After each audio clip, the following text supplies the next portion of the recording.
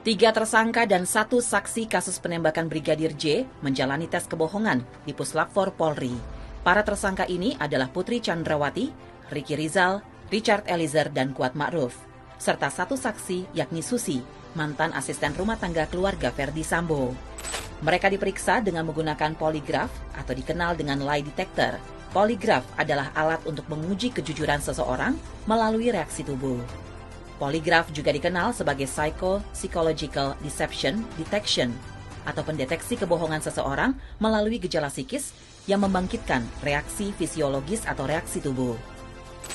Puslapfor Bareskrim Polri memiliki alat poligraf yang telah diakui oleh Asosiasi Poligraf Amerika.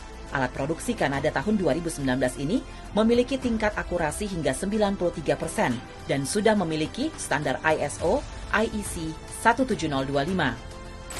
Teknik poligraf yang digunakan Puslapfor Polri membatasi 3 hal, yakni sensor untuk jantung, sensor untuk kelenjar keringat, dan sensor untuk pernafasan.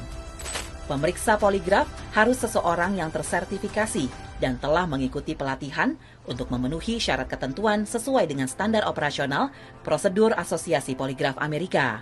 Saat pemeriksaan poligraf, ada beberapa kriteria yang harus dilakukan, yakni pemilihan metode atau teknik pertanyaan yang akan dilakukan. Tim Puslapfor Polri menggunakan metode yang merujuk pada penelitian yang dilakukan di Universitas Utah, Amerika Serikat, yaitu Utah ZCT, dengan menggunakan teknik pertanyaan pembanding.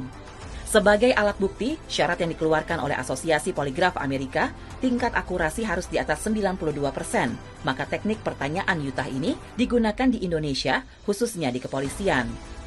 Adapun fungsi poligraf, yaitu untuk mendapatkan kejujuran seseorang secara profesional, mendeteksi seseorang melakukan kebohongan untuk membuktikan ketidakbersalahan, untuk membersihkan nama baik, dan menyelesaikan permasalahan dengan segera, serta investigasi kasus kejahatan dan pre-employment screening. Dalam tahapan pemeriksaan poligraf, seseorang tidak serta-merta dipasangkan alat dan diajukan pertanyaan. Ada 2 tahapan yang harus dilakukan terlebih dahulu.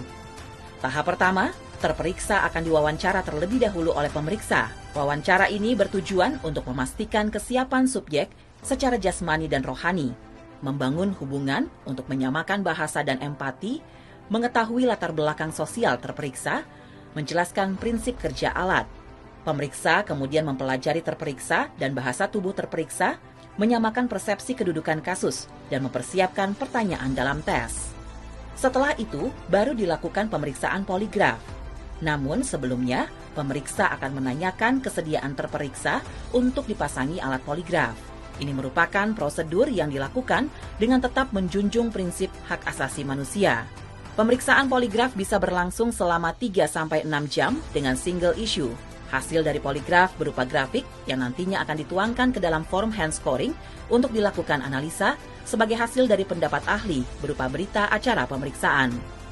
Inilah salah satu metode scientific crime investigation yang digunakan Polri untuk mengusut kasus penembakan Brigadir J secara transparan dan profesional.